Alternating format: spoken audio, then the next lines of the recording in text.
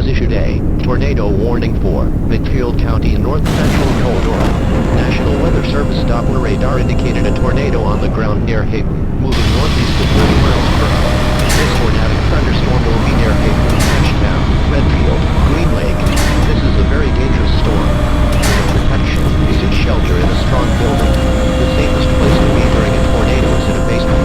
Get under a workbench or other piece of sturdy furniture. If no basement is available, seek shelter on the lowest floor of the building in an interior hallway or room such as a closet.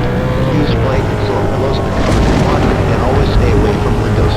If in a mobile home or vehicle, evacuate and get inside a substantial shelter. If no shelter is available, lie flat in a nearest ditch or on a low spot and cover your head with your hands.